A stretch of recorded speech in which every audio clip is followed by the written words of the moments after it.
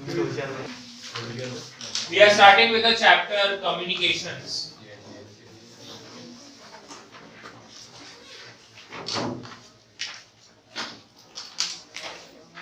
देखिए, इसको अगर आप सीबीएसई एनसीईआरटी लेवल पर भी कवर कर लेते हैं तो that is more than sufficient. उससे ज्यादा आपको चीजें याद नहीं रखनी, क्योंकि कम्युनिकेशन में कोई एंड लिमिट नहीं है। आप पढ़ते चले जाइए, ये आगे जाके पूरी ब्रांच बन जाती है। तो ऐसा तो आप पूरा एक्सपर्टीज आपको रखना नहीं है। तो ब्लॉक डायग्राम से चालू कर रहा हूँ। जो बेसिक हाईलाइटेड पॉइंट्स है वो आपको लिखते जाना है और उन्हें याद करके रिवाइज करके जाना है। बहुत है। दो टॉपिक्स को बहुत अच्छे से कवर करना है, जिसमें से न्यूमेरिकल्स आते हैं। एक है लाइन ऑफ साइट कम्युनिकेशन और दूसरा है हमारा एम्पलीट्यूड मॉड्यूलेशन, जो इस चैप्टर का हाईलाइट होता है। ठीक है, we are starting with the block diagram of basic communication system. एक नॉर्मल कोई भी बेसिक कम्युनिकेशन सिस्टम का ब्लॉक डायग्राम। देखिए, दो टाइप के डायग्राम्स होते हैं। एक तो जो इन डेप्थ डायग्राम होता है, जो सर्किट एनालिसिस बताता है, जिसे सर्किट डायग्राम कहते हैं। हम यहाँ पर सर्किट्स की बात नहीं कर रहे होंगे। सर्किट्स की बात इंजीनियरिंग में की जाती है। यहाँ पर ब्लॉक बता दिया गया है, ब्लॉक का फंक्शन क्या है, अंदर वो अचीव कैसे हो रहा है ये हमें मतलब नहीं है, बस ये काम क्या कर रहा है उससे मतलब है। पहला तो है सोर्स ऑफ इंफॉर्मेशन, ये इंफॉर्मेशन देगा। यहाँ पर इंफॉर्मेशन देने का मतलब है कि यहाँ पर मिलता है हमें मैसेज सिग्नल। क्या मिलता है? मैसेज सिग्नल, जिसे हमें पहुंचाना है किस तक? यूजर तक। सोर्स कोई भी हो सकता है। फॉर एग्जांपल मैं बात कर लेता हूँ, आप और हम जो है मोबाइल फोन यूज कर रहे हैं, ठीक है? तो जो स्पीच सिग्नल मैं बोल रहा हूँ वो मेरा मैसेज सिग्नल है। I am the source of information. ठीक है, मैं जो भी कहूंगा वो स्पीच सिग्नल है, मैसेज सिग्नल है। उसे भेजा जाता है ट्रांसमीटर के अंदर। आपका फोन ही ट्रांसमीटर है।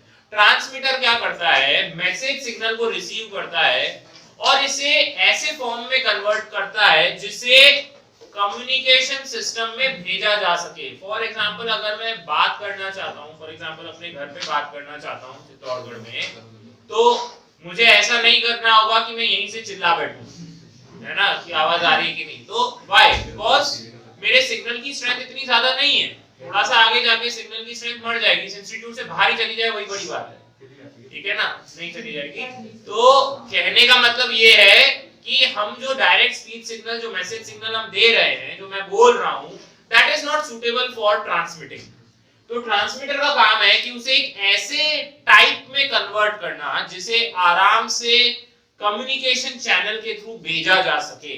फॉर एग्जांपल, आपका मोबाइल फोन के अंदर होता है एक माइक्रोफोन। मोबाइल के अंदर जो माइक्रोफोन होता है वो आपकी स्पीच सिग्नल को लेगा और उसे कन्वर्ट करेगा किस फॉर्म में? इलेक्ट्रिकल सिग्नल्स में। ठीक है, इलेक्ट्रिकल करंट में कन्वर्ट करेगा, एसी की फॉर्म में। फिर इसके अंदर एक एंटीना भी होता है। वो एंटीना क्या करता है? देखिए, एंटीना का मैं फंक्शन बता देता हूं। एंटीना हाई फ्रीक्वेंसी के ऑल्टरनेटिंग करंट को इलेक्ट्रोमैग्नेटिक वेव में कन्वर्ट करता है। क्या काम होता है? हाई फ्रीक्वेंसी के ऑल्टरनेटिंग करंट को ये इलेक्ट्रोमैग्नेटिक वेव में कन्वर्ट करता है, वाइस वर्सा काम भी करता है। ठीक है, ये वेव रिसीव की, इलेक्ट्रोमैग्नेटिक वेव, और उसे सिग्नल करंट में कन्वर्ट कर दिया, एसी में। तो देखिए, ट्रांसमीटर के अंदर वो सारे अरेंजमेंट्स होंगे, जैसे एंटीना भी है। तो जो स्पीच सिग्नल में कह रहा हूं, माइक्रोफोन ने उसे करंट में कन्वर्ट किया, उस करंट को इलेक्ट्रोमैग्नेटिक वेव्स में कन्वर्ट किया किसने? ट्रांसमीटर ने। और फिर उसे कम्युनिकेशन चैनल में भेज दिया गया। अभी कम्युनिकेशन चैनल यहाँ क्या है? माध्यम क्या है मोबाइल फोन में? It's air. कम्युनिकेशन चैनल में वो ट्रैवल करेगा। ये सब अलग बात है कि सैटेलाइट वगैरह सारा सिस्टम यूज किया जा रहा है, बहुत सारे टावर्स यूज किए जा रहे हैं, that's a different issue. But communication channel वो चैनल होता है, वो फिजिकल लिंक होता है जिसमें से मैसेज सिग्नल ट्रांसमीटर से रिसीवर तक पहुंचता है। जैसे घर पे पहुंच रहा है तो बीच में फिजिकल मीडियम क्या है? Physical medium is air. It can be space, free space, fine. So transmitter will convert the message signal into some suitable form which is suitable, I think, which is appropriate for transmitting into communication channel. यहाँ पर जो हमने भेजा उसे कहते हैं transmitted signal. Transmitted signal जो है वो भेजा जाएगा कम्युनिकेशन चैनल में। अब कम्युनिकेशन चैनल्स वायर्ड भी हो सकते हैं और वायरलेस भी हो सकते हैं। ठीक है, लैन केबल्स होती है, these are wired। जैसे लैंडलाइन फोन्स होते थे तो वो वायर्ड कम्युनिकेशन होता है। एक होता है वायरलेस, जो कि स्पेस, फ्री स्पेस को यूज करता है। वहां से जो सिग्नल गया वो क्या मिला हमें? We get received signal.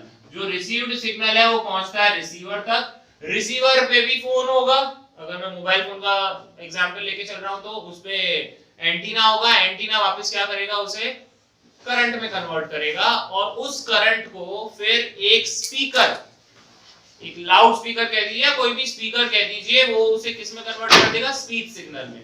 क्योंकि जो चीज रिसीव की वो जरूरी नहीं है यूजर के डायरेक्ट यूज की हो, मतलब इलेक्ट्रिकल करंट अगर रिसीव हुआ तो यूजर के काम का थोड़ी है, उसे तो उसी फॉर्म में सिग्नल चाहिए जिस फॉर्म में ट्रांसमिट किया गया था या जिस फॉर्म में वो उसे समझ सके। तो रिसीवर का काम होता है रिसीव्ड सिग्नल को प्रोसेस करना और उसे ऐसे फॉर्म में कन्वर्ट करना जिसे यूजर समझ पाए, जो कि यहां पर होगा हमारा मैसेज सिग्नल। ठीक है, तो वापस इसे मैसेज सिग्नल में कन्वर्ट कर दिया जाएगा और यूजर ऑफ इंफॉर्मेशन उसे उठा लेगा। ठीक है, समझ गए ब्लॉक डायग्राम। अब ये जो पूरा सिस्टम होता है, ये जो कम्युनिकेशन सिस्टम है यहां से यहां तक वाला, वो करप्ट होता रहता है due to some external noise. Noise जो है ट्रांसमीटर में भी आ सकती है, रिसीवर में भी आ सकती है और कम्युनिकेशन चैनल में भी आ सकती है। लिखिएगा व्हाट इज नॉइज, लिखिएगा प्लीज। कुछ टर्मिनोलॉजी है जो मैं लिखवाना चाह रहा हूं इसमें। नॉइज आपके मॉड्यूल में नहीं है इसलिए मैं कह रहा हूं, 2-3 पॉइंट्स लिख लीजिए कहीं कहीं। नॉइज, हाँ मॉड्यूल में ही लिख लो, मैं तो कह रहा हूं मॉड्यूल में ही थोड़ी 4-5 लाइनें लिखवा रहा हूं मैं, मतलब 4-5 अलग अलग टॉपिक के ऊपर, बस वो लिखनी है, इसलिए आप मॉड्यूल में ही कहीं पे लिख लें। Noise, it is an unwanted disturbance, it is an unwanted disturbance, it is an unwanted disturbance in the reception of message signal, it is an unwanted disturbance in the reception of message signal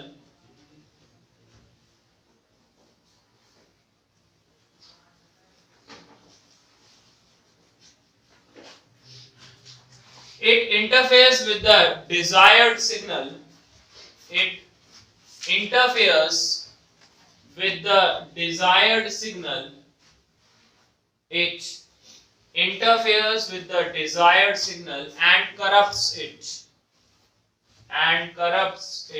उसे corrupt कर देता है, तो अच्छा नहीं है, noise अच्छी बात नहीं है। ठीक है, जो डिजायर्ड सिग्नल है उस पे अगर ये सुपर इंपोज हो जाए, इंटरफेरेंस शो कर दे, तो आपका सिग्नल जो है वो करप्ट हो जाता है, फिर अच्छा नहीं रह जाता। नॉइस हर जगह होती है, कहीं पर ज्यादा होगी कहीं पर कम होगी। There are so many different types of noise. Noise के भी बहुत सारे टाइप्स हैं जो कम्युनिकेशन में आगे पढ़ाया जाते हैं। नेक्स्ट लिखिएगा कम्युनिकेशन चैनल, तो आप समझते हैं ये फिजिकल लिंक होता है बिटवीन ट्रांसमीटर एंड रिसीवर। ठीक है, देखिए एक वर्ड होता है नॉइस। नॉइस एक अलग से सिग्नल है जो ओरिजिनल के साथ सुपर इंपोज होके ओरिजिनल वाली को खराब करेगा, डिजायर्ड सिग्नल को खराब करेगा। दूसरा एक और टर्म होता है जिसे कहते हैं एटीन्यूएशन, ये भी लिखिएगा एटीन्यूएशन। एटीन्यूएशन, एटीन्यूएशन क्या होता है, यहां पर सिग्नल की शक्ल सूरत नहीं बिगड़ी। देखिए नॉइस में क्या होता है, सिग्नल की शक्ल सूरत बिगड़ जाती है, लेकिन एटीन्यूएशन में सिग्नल की शक्ल वैसी की वैसी रहेगी, मतलब वेवफॉर्म चेंज नहीं होगा। नॉइस में तो क्या होगा, फॉर एग्जांपल आपका साइनोसॉइडल सिग्नल गया था और नॉइस में करप्ट होने के कारण कुछ ऐसा सा हो गया है ना, यूं कुछ ऐसा सा हो गया, इसकी वेवफॉर्म बदल जाती है। लेकिन in case of attenuation signal की जो शेप है ना, वेवफॉर्म, वो नहीं बदलेगी, बस धीरे धीरे उसका एम्पलीट्यूड जो है वो घटता चला जाता है विथ स्पेस। जैसे जैसे आगे बढ़ेंगे हम वैसे वैसे सिग्नल की स्ट्रेंथ, सिग्नल का एम्पलीट्यूड जो है वो कम होता चला जाता है। तो लिखिएगा attenuation, it is the loss in signal strength. Attenuation, the loss in signal strength oblique amplitude, loss of signal strength oblique amplitude while propagating through the communication channel, while propagating through the communication channel, while propagating through the communication channel, communication channel से propagate करते समय ऐसा होता है, while propagating through the communication channel। ठीक है, अब इसी के कॉम्पनसेशन में एम्प्लीफिकेशन किया जाता है बच्चों। ठीक है। एटीन्यूएशन से बस एम्पलीट्यूड ही तो घट रहा है, तो हम तो जानते हैं एम्पलीट्यूड को बढ़ाया कैसे जाता है, एम्पलीफिकेशन से। तो जगह जगह पे सूटेबल जगहों पे एम्पलीफायर्स लगा दिए जाते हैं, ठीक है। तो एम्पलीफिकेशन क्या है, रिवर्स प्रोसेस ऑफ एटीन्यूएशन, उसको अनडू करने के लिए हम एम्पलीफिकेशन करते हैं, ठीक है। एक शब्द और आता है ट्रांसड्यूसर्स। ट्रांसड्यूसर्स, अब ये ट्रांसड्यूसर्स क्या होते हैं, कोई भी ऐसी डिवाइस जो एक फॉर्म ऑफ एनर्जी को दूसरी फॉर्म में कन्वर्ट करते हैं, they are known as transducers. They convert one form of energy into another, that's it. Transducers का यही काम है सारे। देखो एलईडी है, एलईडी भी एक ट्रांसड्यूसर की तरह बिहेव करती है। वो क्या करती है, इलेक्ट्रिकल एनर्जी को लाइट एनर्जी में कन्वर्ट कर देती है। फोटोडायोड, फोटोडायोड क्या करता है, लाइट एनर्जी को इलेक्ट्रिकल सिग्नल्स में कन्वर्ट करता है। माइक्रोफोन क्या करता है, स्पीच सिग्नल को इलेक्ट्रिकल सिग्नल्स में कन्वर्ट कर देगा। लाउड स्पीकर क्या करता है, इलेक्ट्रिकल सिग्नल्स को स्पीच सिग्नल में कन्वर्ट करता है, दैट्स इट। तो there are so many different types of transducers जो एक फॉर्म ऑफ एनर्जी को दूसरी फॉर्म में कन्वर्ट करते हैं। तो लिख लीजिएगा ट्रांसड्यूसर्स, और एग्जांपल लिख लीजिएगा एक दो। एलईडी हो गया, फोटोडायोड हो गया, माइक्रोफोन हो गया, लाउड स्पीकर हो गया, ये सारे ट्रांसड्यूसर्स हैं। Transducers convert one form of energy into another. And there is one another term जिसे कहते हैं repeaters. Repeaters. अब देखो ये repeaters क्या होते हैं, बहुत आसान सी चीज है। फॉर एग्जाम्पल कि एक सिग्नल जो है वो इस जगह से इस जगह तक जाना है, ठीक है ना। मान लीजिए बीच में बहुत सारे टावर, सपोज ये टावर है, ये टावर सिग्नल रिसीव करता है, लेकिन ये मान लीजिए 5 किलोमीटर तक ही सिग्नल को भेज सकता है। उसके बाद सिग्नल की क्वालिटी इतनी डिग्रेड हो जाएगी, इतना ज्यादा एटीन्यूएशन हो जाएगा कि सिग्नल बेकार हो जाएगा, किसी काम का नहीं रह जाएगा। और मान लो कि इन दोनों के बीच की जो दूरी है वो मान लीजिए 25 किलोमीटर है। हमारा एक टावर 5 किलोमीटर तक ही जो है ट्रांसमिट कर पा रहा है। फॉर एग्जाम्पल, एक बहुत अच्छा एग्जाम्पल नहीं बट ठीक है, तो 5 किलोमीटर तक तो कोई बात नहीं, कोई दिक्कत नहीं हुई। अब अगला क्या हुआ, 20 किलोमीटर तक। तो हम क्या करते हैं, बीच में एक और टावर लगा सकते हैं, यहां से 5 किलोमीटर की दूरी पे लगा दीजिए, तो ये रिसीव करेगा। फिर इसका काम है कि ये सिग्नल को एम्पलीफाई करे। भाई मिलेगा 5 किलोमीटर के बाद तो बहुत बेकार सा सिग्नल मिलेगा ना, तो ये क्या करना चाहिए, उस सिग्नल को रिसीव करे, उसे एम्पलीफाई करे और फिर आगे भेज दे।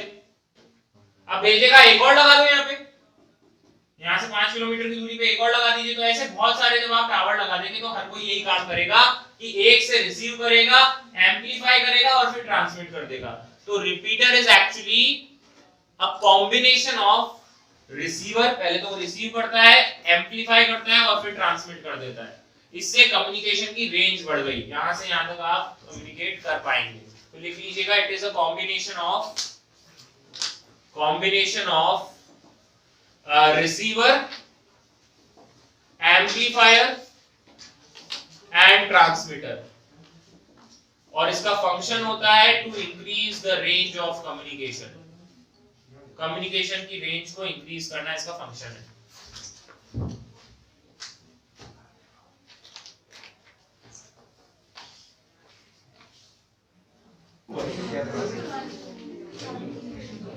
नेक्स्ट देखिएगा, मॉड्यूल में देखेंगे मैसेज सिग्नल्स। दो टाइप के दिखे हुए हैं, एक तो है एनालॉग सिग्नल्स और दूसरा है डिजिटल सिग्नल्स। ये बता चुका हूं मैं। एनालॉग सिग्नल्स जो है वो समय के साथ कंटीन्यूअस वेरिएशन शो करते हैं और एक गिवन रेंज में उनकी कोई भी वैल्यू हो सकती है, लेकिन डिजिटल सिग्नल्स में केवल 0 और 1 चलता है, low logic and high logic. Next आ जाइए, types of communication systems. Next page पे, अगले पेज पे देख लीजिए, टाइप्स ऑफ कम्युनिकेशन सिस्टम। इसमें बहुत ज्यादा दिमाग लगाने की जरूरत नहीं है, आप एक पॉइंट पे देखें। Based on the nature of information source छोड़ दीजिए, based on mode of transmission. Analog communication केवल एनालॉग सिग्नल्स के साथ काम करता है, डिजिटल कम्युनिकेशन जहां पर डिजिटल सिग्नल्स यूज होते हैं, ठीक है ना। जैसे अब इसके एग्जांपल्स इंपॉर्टेंट है, क्या क्या एग्जांपल्स है इसका, fax, mobile phone network, email और communication systems, GPS, global positioning system GPS, All these are examples of digital communication systems. Next आ जाइए on the basis of transmission channel. Transmission channels के basis पे दो में classify करते हैं, एक तो लाइन कम्युनिकेशन और स्पेस कम्युनिकेशन. बस नाम बता रहा हूं मैं आपको. देखो एक है टू वायर ट्रांसमिशन लाइन. ये दो वायर्स आती है ना, आपने देखा होगा ट्रांसमिशन लाइंस जो खंभों से वायर्स आती है. कभी हाईवे पे निकलिएगा, अच्छे हाईवे पे, मैं इनकी बात नहीं कर रहा हूँ. I'm not talking of Ramghat road. Okay, मैं अच्छे हाईवे की बात कर रहा हूँ. हाँ, यमुना एक्सप्रेसवे एंड ऑल. तो आप देखेंगे कि वहाँ पर आसपास क्या होगा कि बहुत बड़े-बड़े से ट्रांसमिशन टावर्स लगे हुए होते हैं और उसमें ये टू वायर सिस्टम चलता है. Second one is coaxial cable system. Coaxial cables कहाँ देखी है, कहाँ होती है ये? Very good. हाँ, केबल नेटवर्क्स में है ना. ये डिश विश टीवी जो ये काली कलर की होती है, अंदर से व्हाइट होती है, एक वायर मैश लगा हुआ होता है, एक. हाँ बिल्कुल बिल्कुल वही चीज है. ठीक है. Optical fibre communication most widely used. Is it widely used और not widely used? We should say it is fastest. Wired में अगर आप देखें तो फास्टेस्ट है. ठीक है, बहुत फास्ट मीडियम ऑफ कम्युनिकेशन है. यहाँ पर लाइट यूज होती है. ऑप्टिकल फाइबर तो पढ़ ही चुके हैं अपन. ठीक है. Space communication. अच्छा एक और होता है, जैसे इसमें टू वायर बोला है ना, इसमें ट्विस्टेड पेयर केबल भी होता है. लिख लीजिए ट्विस्टेड पेयर केबल. ये वर्ड भी कभी-कभी आ सकता है. चलिए अब नेक्स्ट आ जाते हैं. इधर देखिए, अब इंपॉर्टेंट चीज समझिएगा, मॉड्यूलेशन. वर्ड अगर हम नॉर्मल मॉड्यूलेशन पे चले जाएं तो आप मॉड्यूलेशन शब्द से क्या समझते हैं? बदलाव करना. मॉड्यूलेशन का मतलब होता है कोई एक प्रॉपर्टी को चेंज करना. मॉड्यूलेशन मींस चेंजिंग, मॉडिफाई करना. एग्जैक्टली, मतलब चेंज करना. अब सुन लो इधर, अरे सुन लीजिए बस. अब देखिए ये, अब यहाँ पर आ जाइए पेज नंबर 25 पे. ये जो 3 पॉइंट्स लिखे हुए हैं ना, an important step in communications modulation and its need, इस पे चर्चा करते हैं. yes sir. Suppose we wish to transmit an electrical signal in the audio frequency range 20 hertz से 20 किलोहर्ट्ज. आपको 20 हर्ट्ज से 20 किलोहर्ट्ज के बीच में, ये हमारा ऑडियो सिग्नल है. ठीक है, हम ह्यूमन की रेंज होती है 20 हर्ट्ज टू 20 किलोहर्ट्ज. हम बोलते भी इसी रेंज के बीच में, सुनते भी इसी रेंज के बीच में. तो अगर हम इसे डायरेक्टली ट्रांसमिट करते हैं, फॉर एग्जांपल कि जैसे वही वाली बात है कि मैं यहाँ से अगर घर तक बात करना चाह रहा हूँ तो मैं यहाँ डायरेक्ट तो चिल्लाऊंगा नहीं. क्यों नहीं चिल्लाऊंगा? फ्रीक्वेंसी कम है बच्चों. फ्रीक्वेंसी कम होने से मेरी आवाज की एनर्जी कम है, समझ लो. और अगर एनर्जी कम है तो बहुत जल्दी खत्म हो जाएगी. बीच में एटीन्यूएशन हो जाएगा, नॉइस एडअप हो जाएगी. इन सारे फैक्टर्स से जो सिग्नल है वो that will be to degraded to use.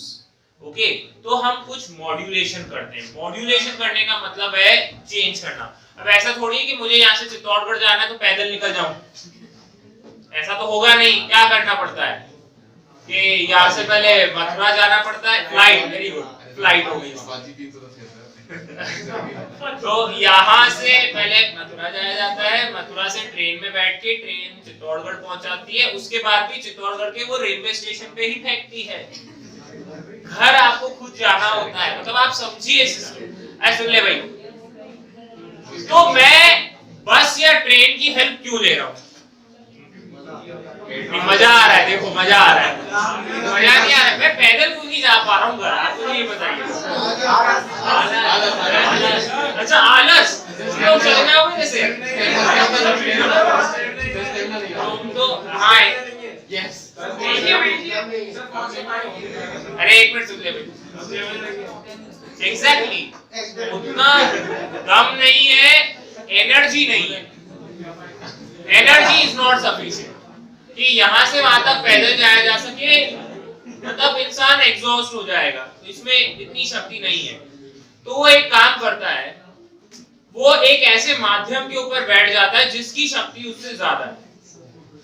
ठीक है, अब जैसे मैं बस के ऊपर बैठ जाता हूँ या ट्रेन के ऊपर बैठ जाता हूँ और वो अपने डेस्टिनेशन पे उतार देती है.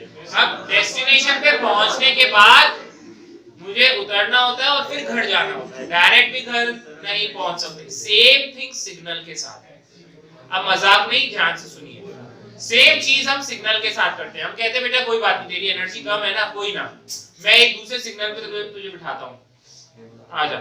दूसरे सिग्नल जिसकी एनर्जी ज्यादा है उसके ऊपर हम अपने सिग्नल को बिठा देते हैं, आवाज को, स्पीच सिग्नल को, और फिर कहते हैं बच्चे जा, ठीक है, अब ट्रांसमिट करते हैं। वो ट्रांसमिट हुआ, दूर तक जाएगा क्योंकि एनर्जी ज्यादा दी थी। अब ये आपका सिग्नल जो दूसरे सिग्नल पे बैठा हुआ है जिसकी एनर्जी ज्यादा है, वो पहुंचता है रिसीविंग एंड पे, लेकिन वहां पे भी काम पूरा नहीं होगा। वहां पर भी मुझे उससे मतलब बस से या ट्रेन से मुझे उतरना होता है। द सेम वे सिग्नल को वहां से दूसरे सिग्नल से उतारना पड़ेगा जिसकी एनर्जी ज्यादा थी। बात समझ में आ रही है? मैंने अपने सिग्नल को एक ऐसे सिग्नल पे बिठाया जिसकी एनर्जी ज्यादा थी, वो ज्यादा दूरी तक गया। दूरी तक जाने के बाद फिर मैं क्या करता हूँ, जैसे डेस्टिनेशन पे पहुंचा मैं अपने सिग्नल को अलग कर लूंगा कि मुझे तो काम इसी से ही है, दूसरे हाई फ्रीक्वेंसी वाले से काम नहीं है। ऐसी वेव को कहा जाता है कैरियर वेव। क्या कहा जाता है? Carrier wave. तो कैरियर वेव के ऊपर हम अपने मैसेज सिग्नल को सुपरइम्पोज करा देते हैं, बिठा देते हैं और भेजते हैं कि जा बच्चे, क्योंकि इस कैरियर की एनर्जी ज्यादा है, इस पे बैठ के जा। वहां पर जाकर जब वो रिसीविंग एंड पे पहुंचेगा, वो अब सिग्नल में इतनी समझ नहीं है ना कि मैं रिसीविंग एंड पे आ चुका हूं, उतर जाऊं खुद से, इंसान तो है नहीं वो। तो वहां पर हमें फिर से प्रोसेसिंग करके उस कैरियर सिग्नल को और मैसेज सिग्नल को सेपरेट करना होता है, ठीक है। ट्रांसमिटिंग एंड पे क्या किया, दोनों को सुपरइम्पोज कराया, एक साथ बिठाया। रिसीविंग एंड पे क्या किया, दोनों को सेपरेट किया। यही काम होता है मॉड्यूलेटर और डीमॉड्यूलेटर का। मॉड्यूलेटर क्या काम कर रहा है, दोनों को साथ बिठाने का काम कर रहा है। डीमॉड्यूलेटर क्या कर रहा है, दोनों को सेपरेट कर दे रहा है। Now this is modulation. मैंने आपको बताया कि अपने स्पीच सिग्नल को हम कैरियर सिग्नल पे बिठाएंगे। जब अपने स्पीच सिग्नल को या मैसेज सिग्नल को कैरियर के ऊपर बिठाएंगे तो एक वेव के कोई भी तीन में से एक कैरेक्टरिस्टिक्स बदल जाता है। जब हम सुपर इम्पोज कराते हैं, एक वेव की तीन पहचानें, कौन कौन सी? एक तो होती है उसकी फ्रीक्वेंसी, दूसरा होता है वेव का एम्पलीट्यूड, और थर्ड होता है वेव का फेज। याद है, जब भी किसी एक वेव की इक्वेशन लिखते हैं तो क्या लिखते हैं? y बराबर a sin omega t plus phi nought. उसके पास एम्पलीट्यूड है, उसके पास उसकी फ्रीक्वेंसी, उसके पास उसका फेज है। इन तीनों में से किसी भी एक चीज को बदल दिया जाएगा, क्योंकि वो बदलाव ही हमारे स्पीच सिग्नल की क्वालिटी है। हमारा स्पीच सिग्नल बैठा हुआ है कैरियर पे, तो कुछ ना कुछ तो बदलाव करेगा ना जब सुपर इम्पोजिशन होगा। तो डिपेंड्स कि इन तीनों में से कोई भी एक कैरेक्टरिस्टिक्स हम चेंज कर दें, उस चेंज को हम वहां नापें, जो हमें ट्रांसमिटिंग सिग्नल या जो हमारा मैसेज सिग्नल है वो मिल जाए।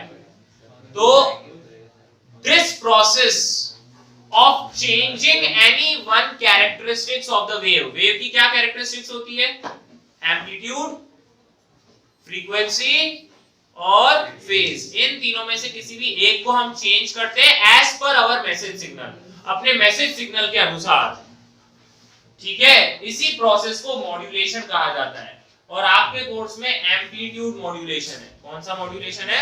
Amplitude modulation. अब देखिए मॉड्यूलेशन की जरूरत क्यों पड़ी, हमें क्यों मॉड्यूलेट करना पड़ा। देखिए अब ये तीन, अरे सुन लो भाई, ये वाली बात तो है ही है कि हमारे पास एनर्जी कम है ना, हमारे पास एनर्जी कम है इसलिए हमें मॉड्यूलेट करने की जरूरत है। ये तो मैंने देशी तरीके से बताया, लेकिन आप ये अगर ये क्वेश्चन बोर्ड्स में आता है तो ये आपको अच्छे से कैसे लिखते हैं वो देखिए। फर्स्ट है साइज ऑफ एंटीना रिक्वायर्ड। आप देखिए जब हम अपने ऑडियो फ्रीक्वेंसी रेंज को ट्रांसमिट करना चाह रहे हैं जो कि 20 हर्ट्ज से 20 किलोहर्ट्ज के बीच का है, तब साइज ऑफ एंटीना मैटर्स। अब देखिए आइए, इसमें एक एंटीना चाहिए होता है ट्रांसमिशन के लिए भी और रिसेप्शन के लिए भी। अब हर एंटीना जो है ना, सुन लीजिए, जब आप हायर क्लासेस में जाते हैं, इंजीनियरिंग में जाते हैं, तो आपको बताया जाता है कि एंटीना की जो मिनिमम हाइट है ना, वो कम से कम λ/4 होनी चाहिए, where λ stands for wavelength of the signal, जिसको आप ट्रांसमिट कर रहे हैं। तो h कम से कम इतना तो होना ही चाहिए। मान लो कि मैं ऑडियो फ्रीक्वेंसी भेज रहा हूं, मान लीजिए 15 किलोहर्ट्ज की, कितने की मैं ट्रांसमिट कर रहा हूँ, जो मैं बोल रहा हूँ वो 15 किलोहर्ट्ज की मैं ट्रांसमिट करना चाहता हूँ। तो height of the antenna required will be lambda by 4। Lambda को क्या लिख सकता हूँ, c by f। c by f, c क्या होता है 3 into 10 की पावर 8 अपॉन फ्रीक्वेंसी कितनी है 15 into 10 की पावर 3 और ये 4 तो चल ही रहा है। देखिए ये हो जाएगा 10 की पावर 5 मतलब into 10 की पावर 4 कर दूं, तो ये देखो 15 1 जा 15 2 जा 1 जा 2 जा, so this is 0.5 or I should say 500 और एक और 0 5000 मीटर मतलब 5 किलोमीटर लंबा एंटीना चाहिएगा।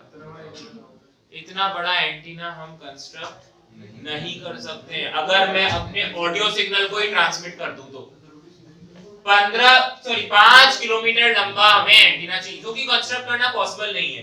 तो हम क्या करते हैं, अपने इस सिग्नल को बिठा देते हैं किसी और के ऊपर, एक ऐसी वेव के ऊपर जिसकी फ्रीक्वेंसी बहुत ज्यादा है, कैरियर वेव कहते हैं उसे।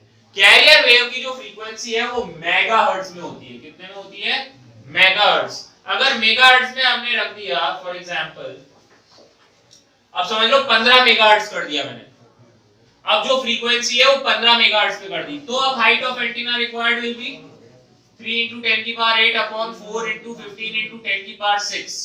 This becomes 100. This becomes 20. So this becomes what? 5 meters, which is practically possible to construct. 5 metre का आप बना सकते हैं। तो this is the one of the limitations कि साइज ऑफ एंटीना इतना ज्यादा हो जाएगा कि आप प्रैक्टिकली उसे कंस्ट्रक्ट नहीं करा पाएंगे। नेक्स्ट देखिए second point, effective power radiated by antenna. Antenna कितना पावर रेडिएट करता है, देखिए power radiated by the antenna is L upon lambda का स्क्वायर। देखिए फार्मूला लिखा हुआ है, याद करना है, L अपॉन लैम्डा का स्क्वायर। अब जितनी ज्यादा वेवलेंथ होगी पावर रेडिएटेड बाय एंटीना उतनी कम होगी। वेवलेंथ ज्यादा मतलब फ्रीक्वेंसी कम। अच्छी बात क्या होगी कि वेवलेंथ घटाते जाएं, फ्रीक्वेंसी बढ़ाते जाएं, फ्रीक्वेंसी जितनी ज्यादा होगी पावर रेडिएटेड बाय एंटीना भी उतना ही ज्यादा होगा। तो पावर के पॉइंट ऑफ व्यू से भी फ्रीक्वेंसी बढ़ाना अच्छी बात है।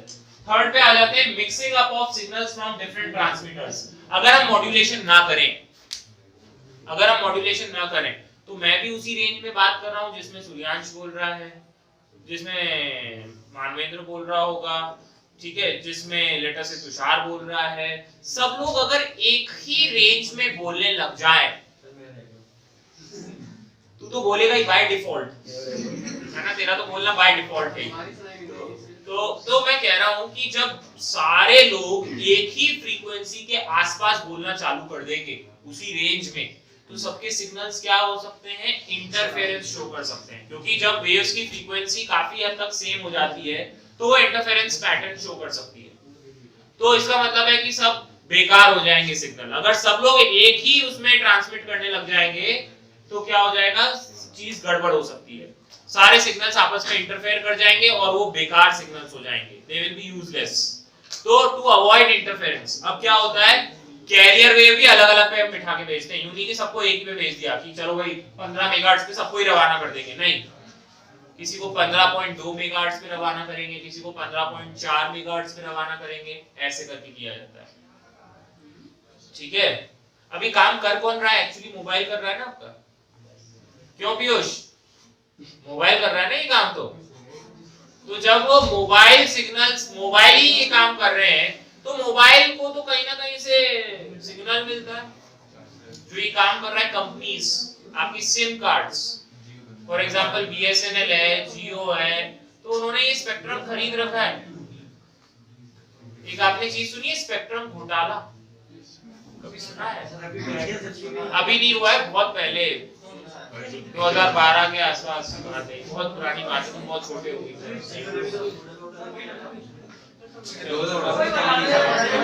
तो ये 3 इंपॉर्टेंट पॉइंट्स हैं जो आपको याद रखने हैं कि size of antenna is impractical to construct, effective power radiated by antenna will increase if the frequency is higher, और next is mixing up of signals। अगर अलग अलग सारे के सारे चैनल्स एक ही स्पीड सिग्नल में बोलने लगेंगे तो इंटरफेरेंस होने लगेगा। ठीक है, चलिए अब अपन स्टार्ट करते हैं एम्पलीट्यूड मॉड्यूलेशन। जो कि एक्चुअली आपके काम का है। ये तीनों पॉइंट्स याद रखना। बोर्ड्स में ये सवाल जरूर पूछा जाता है कि what is the need for modulation, या एक कैरियर वेव के ऊपर अपने मैसेज सिग्नल को बिठाने की ऐसी क्या जरूरत पड़ाई।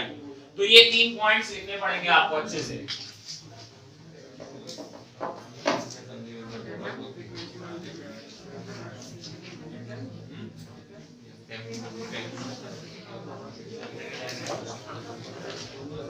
एम्पलीट्यूड मॉड्यूलेशन,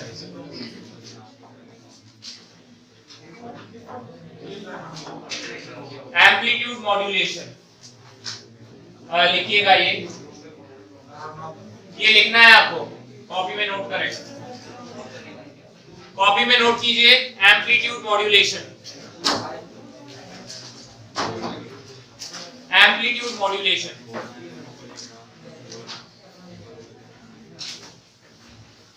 लिखिएगा the amplitude of the carrier wave, amplitude modulation,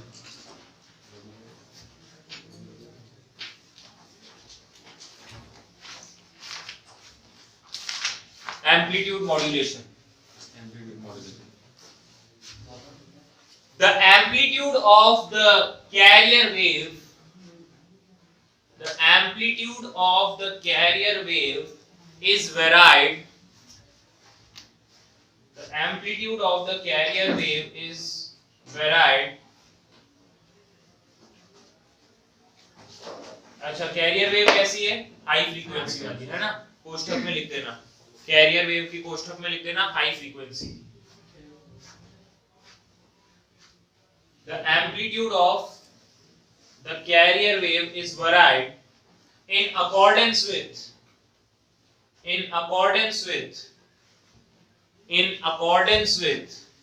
the instantaneous value of message signal. In accordance with the instantaneous value of message signal. Message signal की इंस्टेंटेनियस वैल्यूज के हिसाब से हम वैराय करते रहते हैं किसके? एम्पलीट्यूड को, कैरियर के। ठीक है, अब देखिए इसको रिप्रेजेंट कैसे करते हैं। मान लीजिए हमारे पास एक मैसेज सिग्नल था। मैसेज सिग्नल की एक खासियत है कि इसकी फ्रीक्वेंसी बड़ी कम है, इसकी फ्रीक्वेंसी कम होती है। जैसे ये देखिए, ये मैंने बनाया है मैसेज सिग्नल, है ना। मैसेज सिग्नल को mt से रिप्रेजेंट किया जाता है। किससे रिप्रेजेंट करते हैं? mt। इसे मैसेज सिग्नल भी कहा जाता है। You can either call it as message signal या modulating signal. Modulating signal, modulating signal का मतलब है जो आगे जाके किसी को बदलने वाला है। यही चीज आगे जाके बदलेगी किसी को। किसको बदलेगी? कैरियर वेव को। अब कैरियर वेव की एक खासियत है कि इसकी फ्रीक्वेंसी बड़ी हाई रखी जाती है। ये हाई फ्रीक्वेंसी की वेव है, देखिए ये है, बहुत हाई फ्रीक्वेंसी की वेव है। ठीक है, this is represented as CT, carrier wave. अब इसकी जो इक्वेशन है बच्चों वो लिखना चाहूंगा मैं मैसेज सिग्नल की। मान लेता हूं एम्पलीट्यूड AM और ये यहाँ पर माइनस का AM है, तो message signal MT will be represented as AM sin omega MT। Omega m represents frequency of modulating signal, और कैरियर सिग्नल का एम्पलीट्यूड मैंने मान लिया है AC, और ये हो जाएगा माइनस का AC। तो कैरियर सिग्नल, ये जो हमारी कैरियर वेव है या कैरियर सिग्नल है, उसकी इक्वेशन में लिखूंगा CT equals to AC sin omega CT, AC sin omega CT। अब क्या किया जाता है, इस मैसेज सिग्नल को कैरियर के ऊपर इस तरीके से बिठाया जाएगा कि कैरियर का एम्पलीट्यूड बदलता रहे इसके इंस्टेंटेनियस वैल्यू के अकॉर्डिंग। मतलब जब मैसेज सिग्नल हाई चला जाए तब इसका एम्पलीट्यूड और बढ़ जाए, जब मैसेज सिग्नल लो पे चला जाए तो इसका एम्पलीट्यूड घट जाए। तो इसका एम्पलीट्यूड बदलना है किसके अकॉर्डिंग? मॉड्यूलेटिंग सिग्नल के अकॉर्डिंग, लेकिन इसकी फ्रीक्वेंसी में कोई चेंज नहीं आना चाहिए, क्योंकि फ्रीक्वेंसी चेंज हो गई तो फिर क्या मतलब? हमने इसको यूज ही क्यों किया था, इसको लिया ही क्यों था? क्योंकि इसकी फ्रीक्वेंसी हाई थी ना, इसकी एनर्जी कंटेंट ज्यादा था, इसलिए तो इसको उठाया था। अब इसकी फ्रीक्वेंसी कम हो गई या चेंज हो गई तो हमारे काम की नहीं रह जाएगी। तो अब जैसे इसको सुपर इंपोज करते हैं तो इस टाइप की वेव बनेगी। ध्यान दीजिएगा, वेव जो बनेगी वो कुछ इस टाइप की,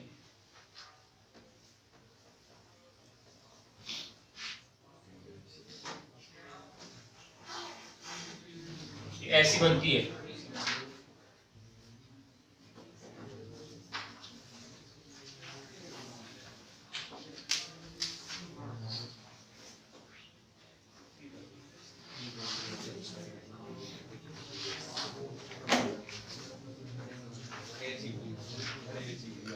ये वेव बनती है। अब इधर देखें आप, वैसे ऑर्डिनरीली सुन लो भाई, वैसे अगर ऑर्डिनरीली हम देखते तो ये तो जीरो से ये प्लस एसी होता और ये वाली जो चीज है वो क्या होती, माइनस का एसी, ठीक है ना। आपको कहा गया था कि इसके सिग्नल के, मैसेज सिग्नल के, सॉरी कैरियर सिग्नल का एम्पलीट्यूड बदलना है किसके अकॉर्डिंग, इसके अकॉर्डिंग। तो आप कैरियर सिग्नल से थोड़ा सा ऊपर जा सकते हैं, कितना, एसी प्लस एएम, और नीचे कितना डिप करेंगे, एसी माइनस एएम। मतलब आप सोचिए एसी जितना तो था ही था, समझ लो, इतना तो था ही था एम्पलीट्यूड, इससे ऊपर चले जाओगे कितना, एएम जितना ऊपर और एएम जितना नीचे। तो एक्चुअली आपने इसका एम्पलीट्यूड बदल डाला है, और अब ये जो आपको एम्पलीट्यूड बदला हुआ सा दिख रहा है ना, इसे एनवेलप कहते हैं। क्या कहते हैं, एनवेलप। और ये जो वेव बन के आई है उसे कहते हैं am wave. Am wave means amplitude modulated wave, जो मॉड्यूलेट हो चुकी है। एम्पलीट्यूड मॉड्यूलेटेड वेव के नाम से इसे रिप्रेजेंट करेंगे हम। बात समझ में आ गई है। इससे आप थोड़ा ऊपर और थोड़ा नीचे जाते हैं, एम्पलीट्यूड ही साइन सिग्नल जैसा है, तो इसकी इक्वेशन बनती है AC plus AM sin omega mt। Envelope की इक्वेशन है ये, इसके एम्पलीट्यूड की इक्वेशन है। फ्रीक्वेंसी तो अभी भी ओमेगा c ही है, फ्रीक्वेंसी ओमेगा c है, लेकिन एम्पलीट्यूड साइनोसॉइडली बदल रहा है। तो एम्पलीट्यूड मॉड्यूलेटेड वेव की जो इक्वेशन है yt, उसे yt, ये AM वेव को रिप्रेजेंट कर रहा हूं मैं, ये बनेगी। एम्पलीट्यूड तो ये वाला जो साइन वेव के हिसाब से बदल रहा है, और फ्रीक्वेंसी किसकी, ओमेगा c वाली। तो मैं एम्पलीट्यूड लिखूंगा और फिर साइन ओमेगा ct लिखूंगा। इसका एम्पलीट्यूड अब AC नहीं रहा है, वो किसके बराबर हो गया है, AC plus AM sin omega mt। ये कभी बढ़ेगा भी और कभी घटेगा भी, AC से ऊपर भी जा सकता है, AC से नीचे भी आ सकता है, क्योंकि साइन वेव, साइन की वैल्यू पॉजिटिव में भी जाएगी और नेगेटिव में। मैक्सिमम कितना ऊपर चला जाएगा, AC प्लस AM, मिनिमम कितना, AC माइनस AM। तो अब इसे हम थोड़ा सा खोल के देखते हैं कि किस टाइप की इक्वेशन बन रही है। यहां लिखूंगा AC sin omega ct plus, यहां देखिएगा यहां कितना हो जाएगा, एक बार तो इसको मल्टीप्लाई कर दिया, अब किसको करें, AM sin omega ct sin omega mt।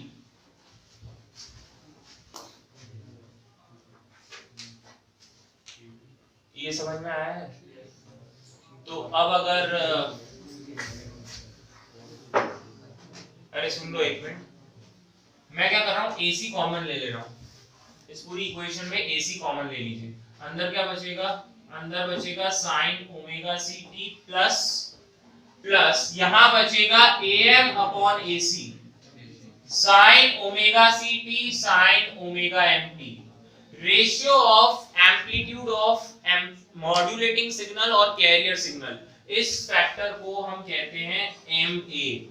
MA is AM upon AC, which is known as modulation index। Important, इस पे भी सवाल आता है, modulation index AM upon AC।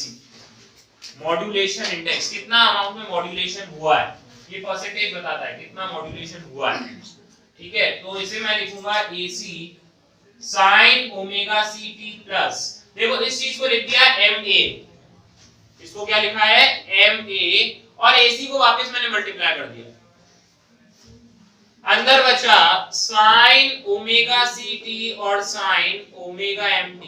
देखो 2 से मल्टीप्लाई और 2 से डिवाइड कर रहा हूं, 2 से मल्टीप्लाई और 2 से डिवाइड, यहाँ क्या बना, 2 sin omega ct sin omega mt, क्या बनेगा,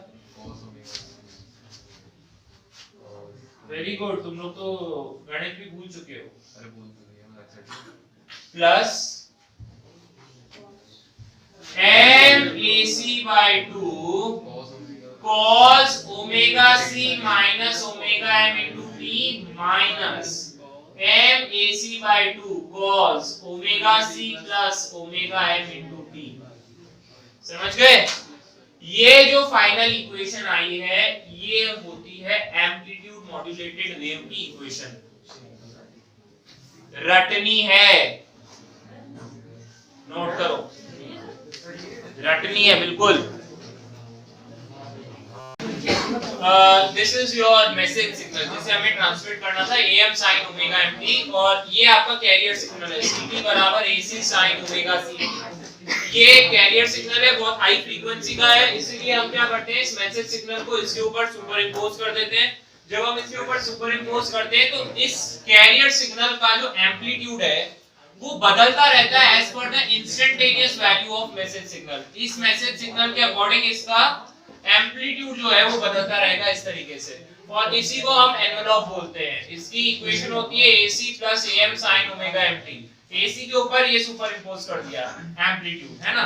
तो ये जो वेव बन के आती है उसे कहते हैं एम्पलीट्यूड मॉड्यूलेटेड वेव।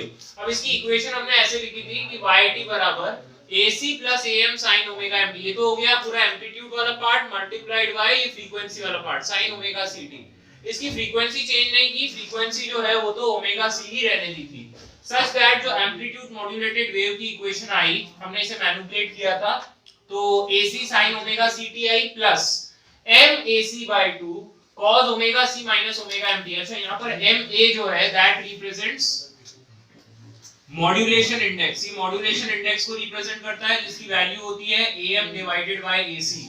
कितना ज्यादा मॉड्यूलेशन हुआ है उसको रिप्रेजेंट करता है, ठीक है। ये अब आप ध्यान दीजिएगा, ये वेव जो बनी है ये बहुत इंपॉर्टेंट है, इसमें क्या क्या चीज ध्यान देने वाली है।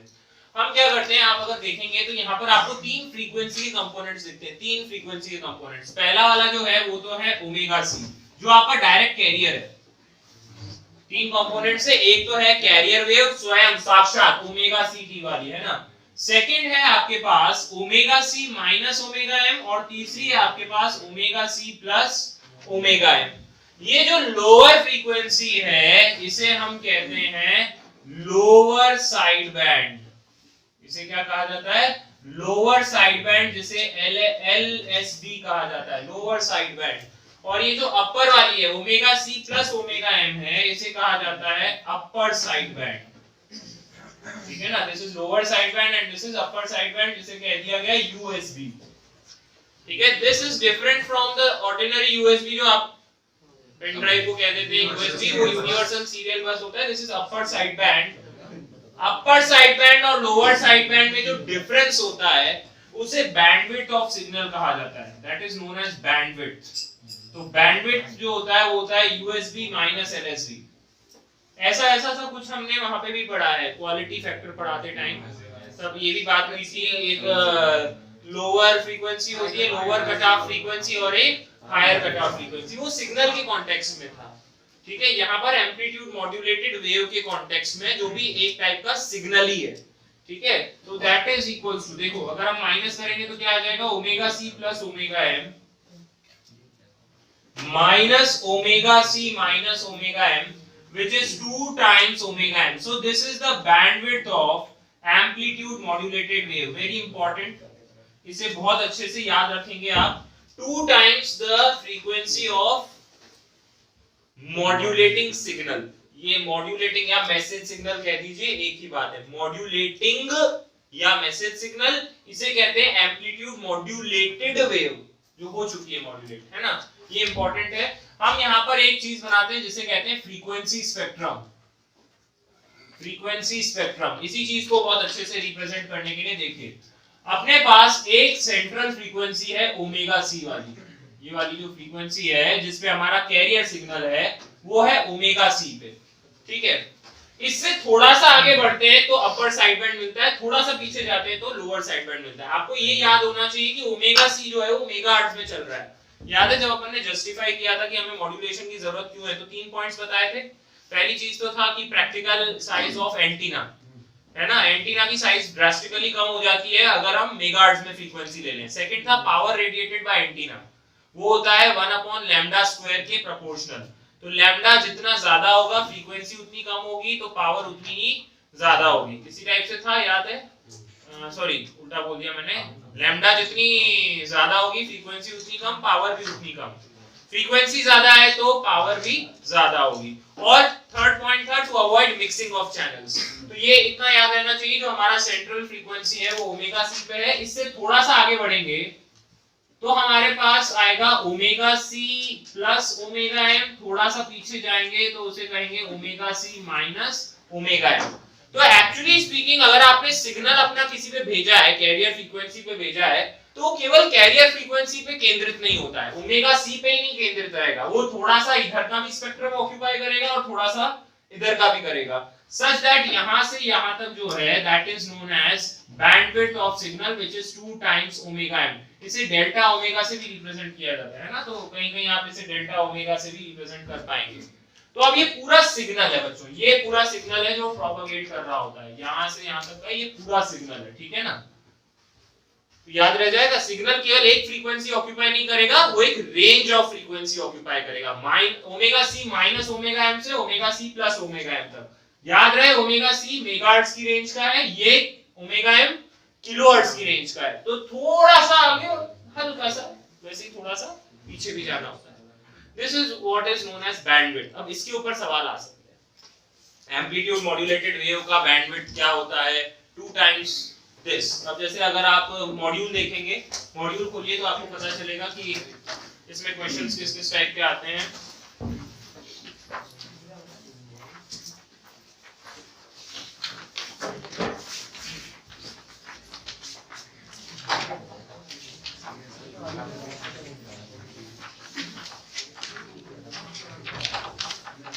आप प्रीवियस ईयर क्वेश्चंस पे चले जाएं, previous year questions.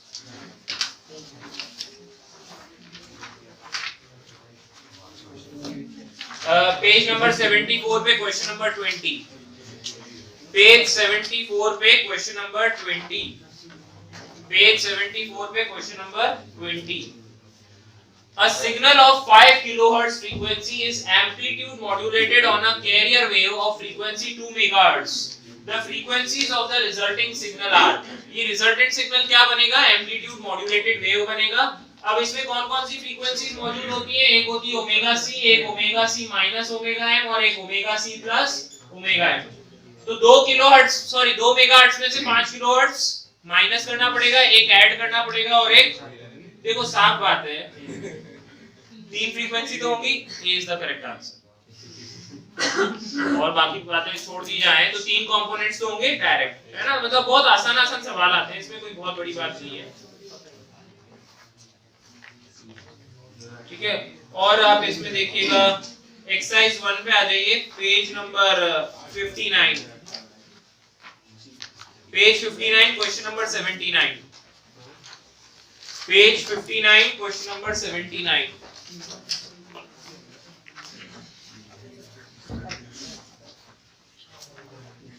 A speed signal of 3 kilohertz is used to modulate a carrier frequency signal 1 megahertz using amplitude modulation. The frequency of the sidebands will be, निकाल लोगे ओमेगा सी minus omega m, omega सी plus omega m, ठीक है ना, simple गणित। Question number 80 अगले page पे आ जाइए।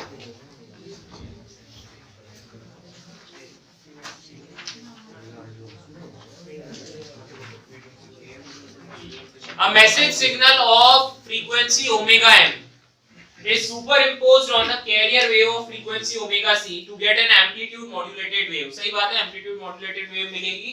The frequency of AM wave will be, amplitude modulated wave ये होती है ना, ये वाली जो हमने बनाई, तो इसकी फ्रीक्वेंसी क्या है, एम्पलीट्यूड। ये पूरा टर्म तो एम्पलीट्यूड है, इसकी फ्रीक्वेंसी क्या है, ओमेगा सी है ना। तो कुछ ये एवरेज वगैरह मत ले लीजिए होगा, है ना, डायरेक्ट ओमेगा सी से ही काम चलेगा, दैट्स इट।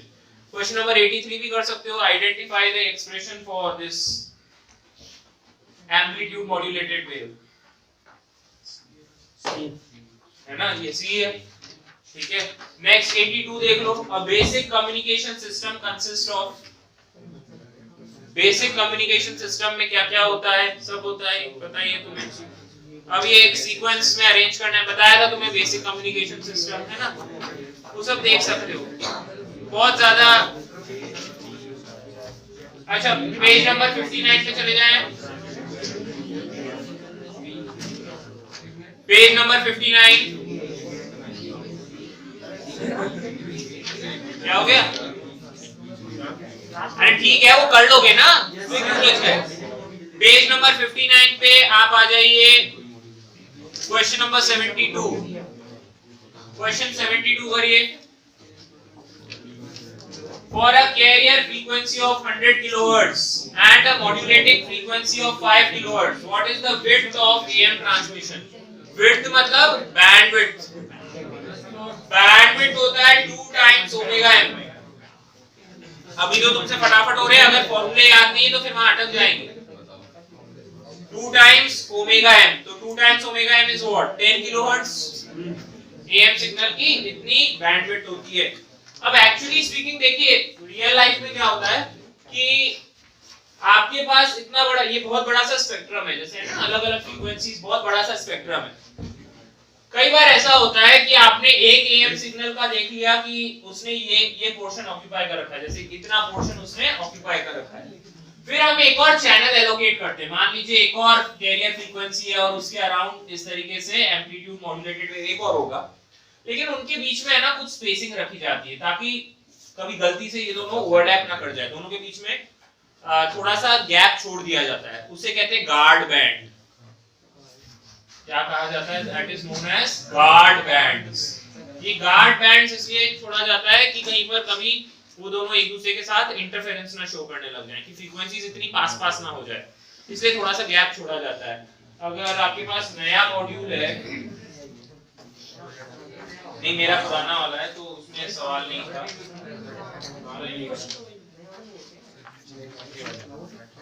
देखिए क्वेश्चन नंबर 28 देखिएगा पेज 75 पे, पेज 75 पे क्वेश्चन नंबर 28 देखिएगा। A telephonic communication service is working at a carrier frequency of 10 gigahertz. What is gigahertz? 10 की पावर 9। Okay, इतने कैरियर फ्रीक्वेंसी पे हम काम कर रहे हैं।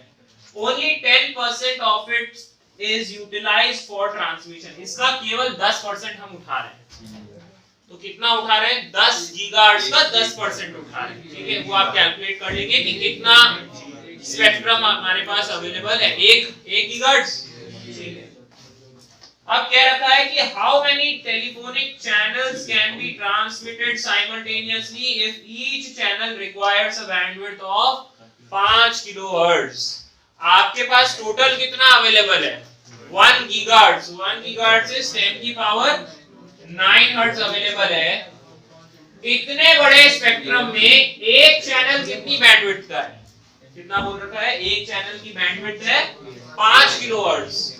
तो बताइए ऐसे कितने चैनल समा सकते हैं? सिंपल, कितने चैनल समा सकते हैं बताओ भाई? टोटल कितने से डिवाइड कर दोगे? 5 into 10 की पावर 3 से।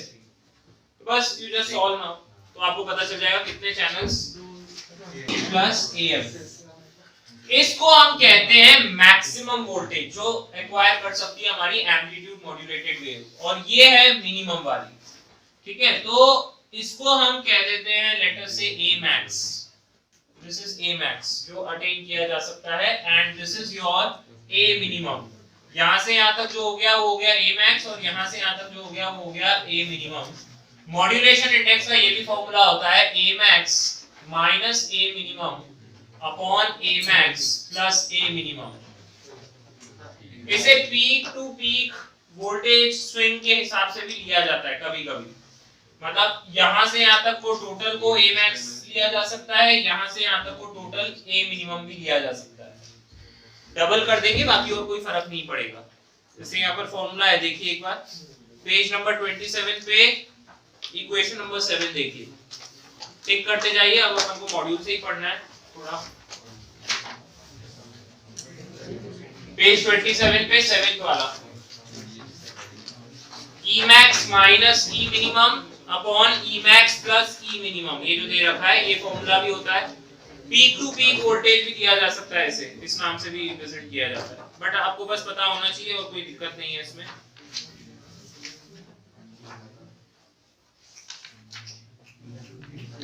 और देखिए इसी के नीचे वाला पार्ट पढ़िएगा, अंडरलाइन कर दीजिए। Modulation index is a number line between 0 and 1।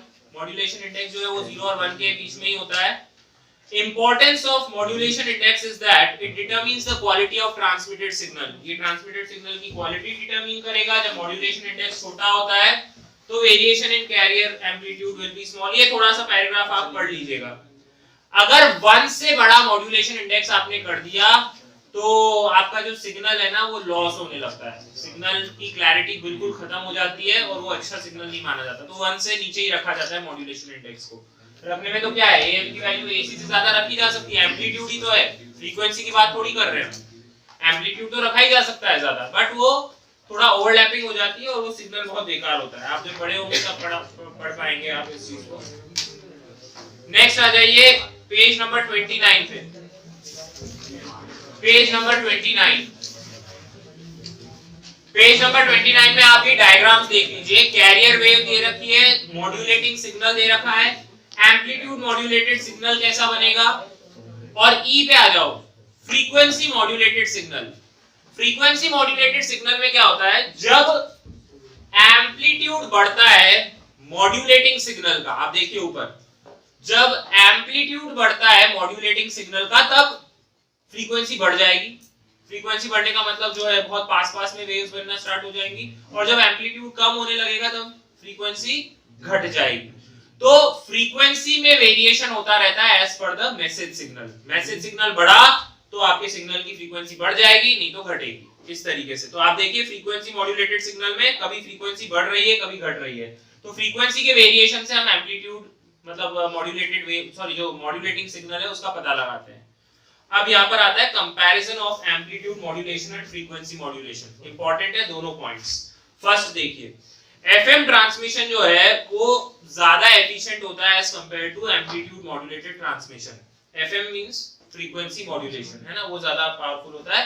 This is because amplitude of FM wave is constant whatever be the modulation index. यहाँ पर आप देखेंगे कि फ्रीक्वेंसी मॉड्यूलेटेड सिग्नल जो है वहां पर क्या चीज सेम है, एम्पलीट्यूड चेंज नहीं हो रहा है। पावर जो है वो एम्पलीट्यूड के प्रोपोर्शनल होती है, एम्पलीट्यूड के स्क्वायर के प्रोपोर्शनल होती है। ठीक है, तो एम्पलीट्यूड मॉड्यूलेटेड वेव में तो क्या होता है, पावर बदलती रहती है, यहाँ फिक्स रहती है, तो इफेक्टिव ट्रांसमिशन होता है। ठीक है, सेकंड पे आ जाओ। दूसरी बात समझिएगा, नॉइज जब भी आती है ना बच्चों, तो वो सिग्नल के एम्पलीट्यूड को इफेक्ट करती है।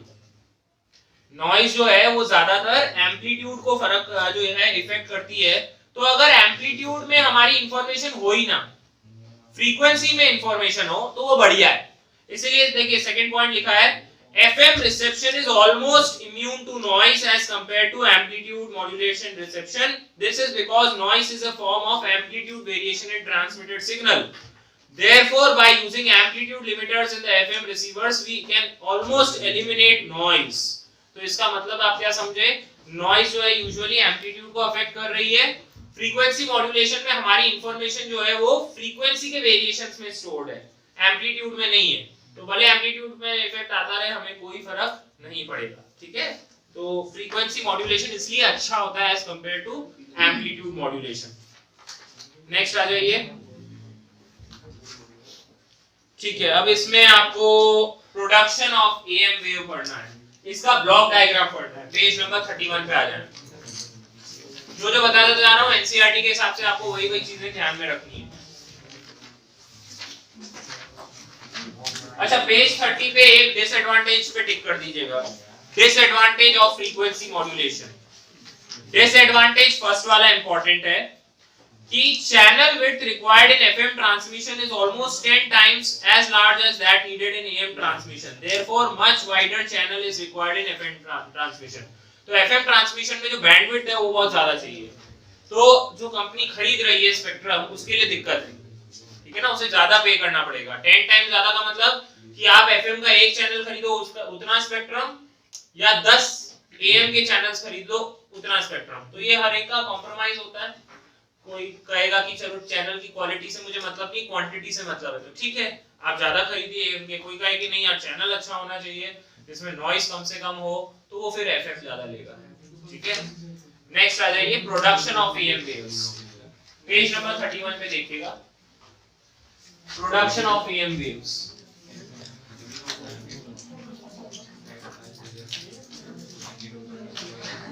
देखिए किस तरीके से प्रोड्यूस किया जाता है। सबसे पहले यहाँ पर हम लेकर आते हैं,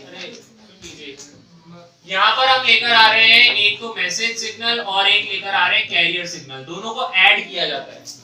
ऐड करने पे एक xt मिलता है, इन दोनों सिग्नल्स का sum xt will be equals to how much, ये हो जाएगा am sin omega mt plus ac sin omega ct।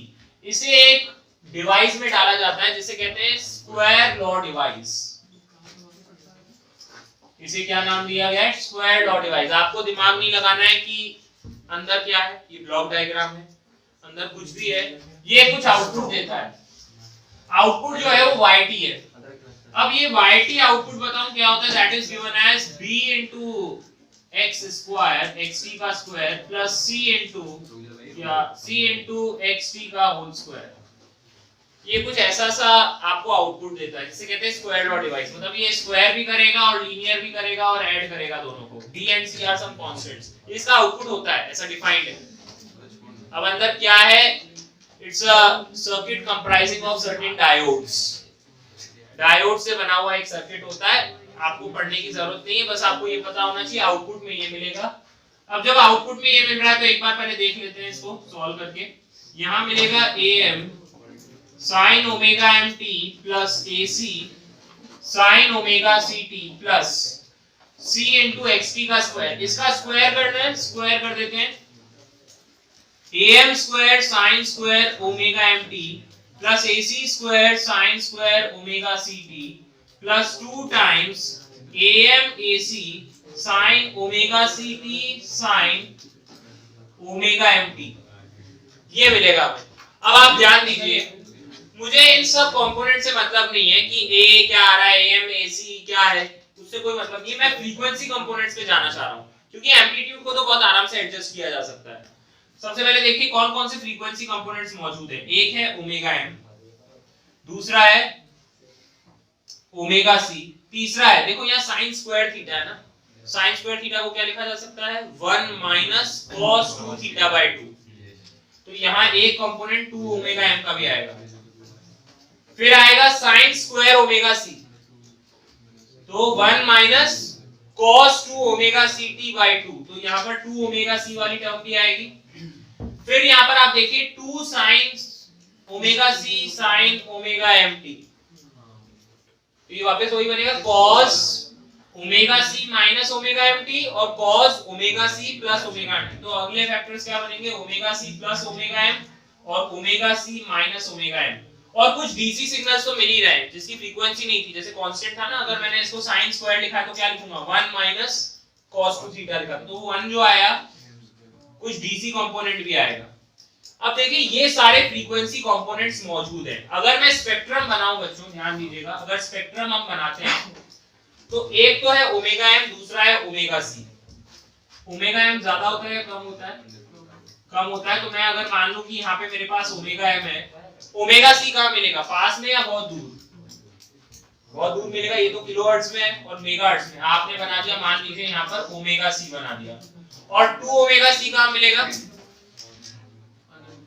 2 omega c, इसका डबल, जितना यहाँ पर है उतना ही और आगे ले जाइए तो यहाँ 2 ओमेगा c मिल जाएगा। फिर आपके पास 2 ओमेगा m भी है, तो 2 टाइम्स ओमेगा m तो यहाँ मिल जाएगा, डबल इसका 2 ओमेगा m। फिर आपके पास है omega c plus omega m और है omega c minus omega m। आपका एम्पलीट्यूड मॉड्यूलेटेड वेव क्या है? आपका एम वेव में क्या होता है? यही तो होता है। तो हमें क्या करना होता है कि ये इनको तो फिल्टर आउट कर दो, इसको, इसको और इसको फिल्टर आउट करो और केवल ये लेकर आओ। तो हम क्या करते हैं, यहाँ पर एक फिल्टर लगाते हैं। प्रांजल, would you stop making noise with your pen?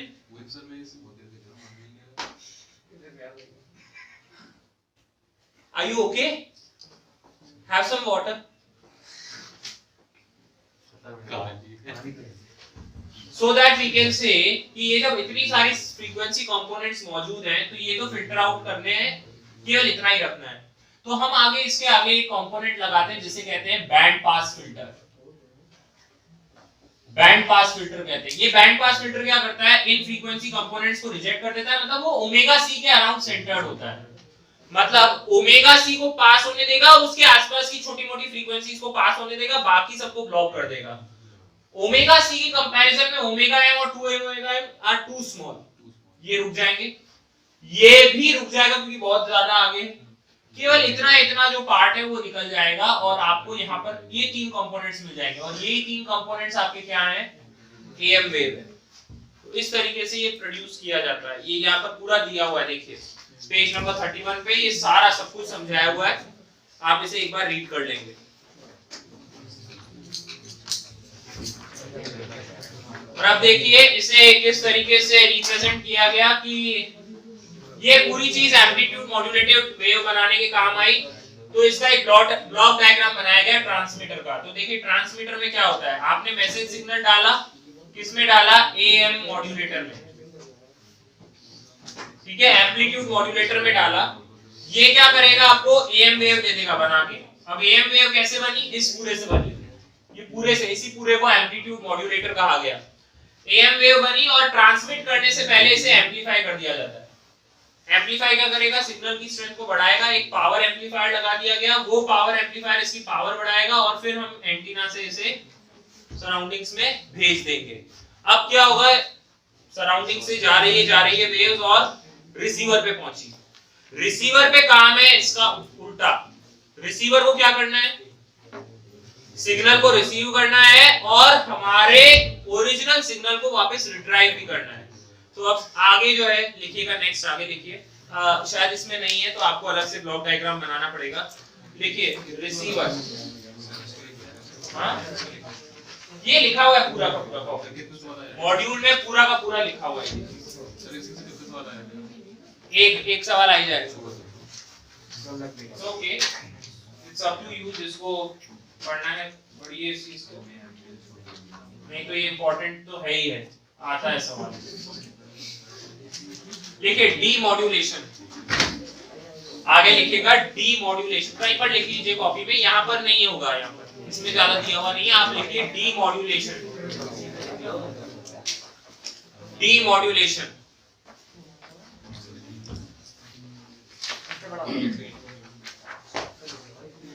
it is the process of recovery of message signal. It is the process of recovery of message signal. Process of recovery of message signal from the AM wave. From the AM wave. From the AM wave. Amplitude modulated wave से वापस से अपने signal को recover करना, ये इस process है। It consist of the following functions,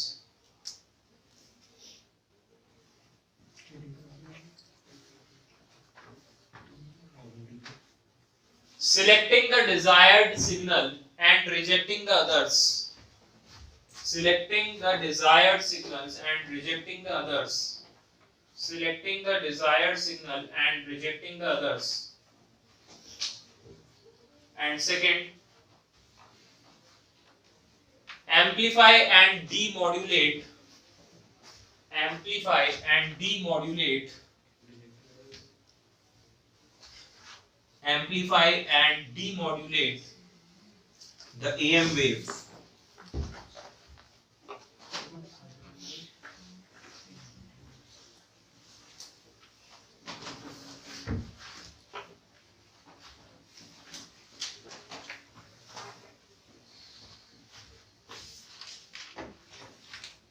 देखो हुआ ऐसा कि यहाँ से जैसे ट्रांसमिटिंग एंटीना से तो गया, अब रिसीविंग एंटीना जो है उसको रिसीव करेगा और आपके पास सिग्नल जो है जैसे ही आया तो वो बहुत वीक होता है।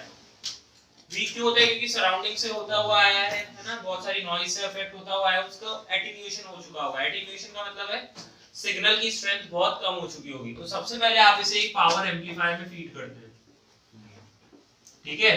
अब ये पावर एम्पलीफायर से जो आपको वेव मिली है आउटपुट में, उसे आप फीड करते हैं एक एनवेलप डिटेक्टर में। एनवेलप डिटेक्टर देखिए मॉड्यूल में दिया हुआ है,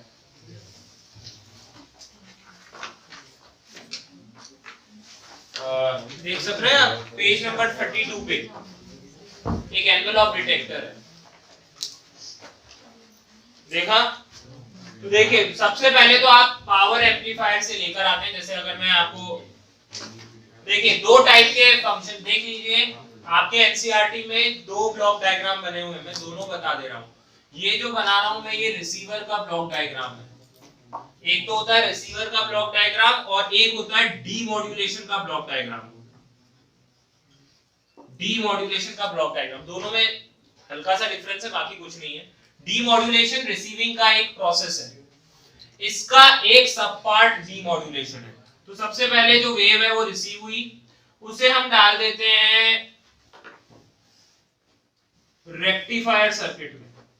रेक्टिफायर क्या करता है, याद है यहाँ पर एम वेव जा रही है, एम वेव ऐसी सी है ना, एम वेव जो है वो ऐसी सी जा रही है। रेक्टिफायर क्या काम करता है जल्दी बताइए बच्चों। रेक्टिफायर आधी वेव को क्लिप आउट कर देता है, नीचे वाली वेव जो है नेगेटिव हाफ साइकिल वो हट जाएगी, तो ऊपर क्या रह जाएगा बच्चों, ऊपर बस ये रह जाएगा इस टाइप का, नेगेटिव हाफ साइकिल रिमूव हो गई। हमने रिमूव इसलिए किया है क्योंकि आप देखिए ये दोनों पार्ट्स एकदम आइडेंटिकल है, सिग्नल यहाँ डुप्लीकेट होके आता है। पॉजिटिव हाफ साइकिल और नेगेटिव हाफ साइकिल में सिग्नल एक जैसा है, तो नेगेटिव हाफ साइकिल को हम रिमूव कर देते हैं कि फालतू में प्रोसेसिंग नहीं करनी पड़े, प्रोसेसिंग को रिड्यूस करने के लिए।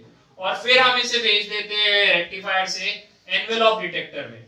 एनवेलॉप डिटेक्टर क्या काम करता है, देखिए एनवेलॉप मैंने आपको बताया हुआ ये चीज को एनवेलॉप कहते हैं, और यही चीज हमारा मॉड्यूलेटिंग सिग्नल था। एनवेलॉप डिटेक्टर बस ये जो हाई फ्रीक्वेंसी की वेव थी ना उसको हटा देगा, ये सिग्नल जो है वो मॉड्यूलेटिंग सिग्नल दे देगा जो हमारे काम का था। बस ये काम होता है मॉड्यूलेटिंग एनवेलॉप डिटेक्टर का, बस यही सिंपल सी चीज है। ठीक है, ये डीमॉड्यूलेशन है। इसका देखिए सर्किट बनाया हुआ है पेज नंबर 32 पे, आप देख सकते हैं डायोड है, कैपेसिटर है, रेजिस्टर है, आपको इतना पढ़ने की जरूरत नहीं है। हाउएवर एक क्वेश्चन आया हुआ है मेंस में 2016 में, हाँ जी, एक क्वेश्चन जो होता है ना कभी कभार एक्सेप्शनल, वैसे कभी आना नहीं, 2016 नहीं 2013 में, 2013 में आया हुआ है। उसको सॉल्व करने के लिए आपको पेज नंबर 33 का फॉर्मूला यूज करना पड़ेगा। बहुत अजीब सा सवाल, और वैसे आना नहीं चाहिए था क्योंकि कभी ये कोर्स में कहीं पे भी इसका कोई जिक्र नहीं है, बस कभी होता है ना आउट ऑफ सिलेबस वाली चीज आ गई थी, आउट ऑफ कंटेक्स्ट आ गई थी, तो सिलेबस छोड़िए आउट ऑफ कंटेक्स्ट है। तो इसलिए आप पेज नंबर 33 पे जाएंगे तो देखिए पेज नंबर 33 पे एक फॉर्मूला है, अगर आपको बहुत सेफ खेलना है तो आप इस फॉर्मूले को याद कर सकते हैं। ठीक है, लेकिन अब तो ऐसे सवाल नहीं आते हैं, आपने देख लिया कि किस किस टाइप के सवाल आते हैं, आसान से आते हैं। यहाँ पर दे रखा है कि अगर आपको मॉड्यूलेशन इंडेक्स पता है, कैपेसिटर और रेजिस्टर और मैक्सिमम फ्रीक्वेंसी जो हमें पता कर सकते हैं उस गिवन एनवेलॉप डिटेक्टर से, वो ये है C का जो वैल्यू है C must be less than equals to under root में 1 अपॉन m का whole square minus 1 upon 2 pi fm into r। ये मैक्सिमम फ्रीक्वेंसी है जो एनवेलॉप डिटेक्टर डिटेक्ट कर सकता है। R इज द रेजिस्टर जो यहाँ लगाया हुआ है, C is the capacitor, M stands for modulation index. आपके सवाल में वो जो सवाल दिया हुआ है उसमें मैक्सिमम मॉड्यूलेटिंग फ्रीक्वेंसी पूछी गई है जो डिटेक्ट की जा सकती है, वहां पर FM पूछा गया है, R और C की वैल्यूज दी हुई है, मॉड्यूलेशन इंडेक्स दिया हुआ है, मतलब ये ना के बराबर है इसके आने के चांस। अब तो आप चैलेंज भी कर सकते हैं, आउट ऑफ कॉन्टेक्स्ट चीजें आ जाए तो ठीक है, अब नहीं आती ये चीजें, तो दिस इज व्हाट रिसीवर का मैं ब्लॉक डायग्राम फिर से बता देता हूं। यहाँ पर रिसीविंग एंटीना है, रिसीविंग एंटीना से जो भी सिग्नल आएगा वो पावर एम्पलीफायर में जाएगा क्योंकि सिग्नल बहुत वीक आया होगा। अब ये पावर एम्पलीफायर से हम इसे फीड करते हैं बच्चों एक IF स्टेज में। IF stage stands for intermediate frequency stage।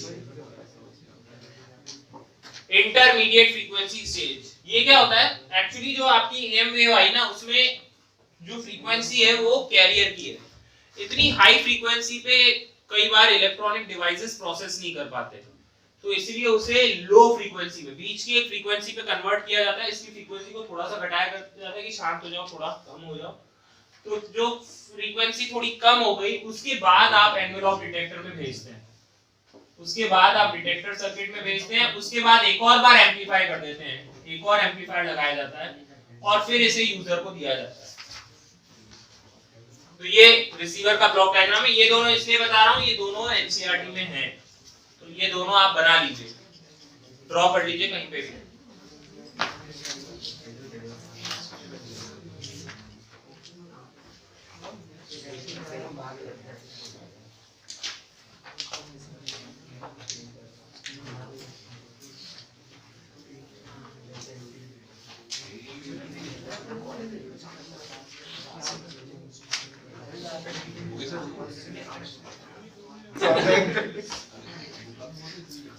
अब बच्चों हम टाइप्स ऑफ प्रोपगेशन पढ़ रहे हैं कि किस किस तरीके से सिग्नल को प्रोपगेट कराया जाता है। मॉड्यूल में आप देख सकते हैं स्पेस कम्युनिकेशन नाम से शायद टॉपिक दिया हुआ है।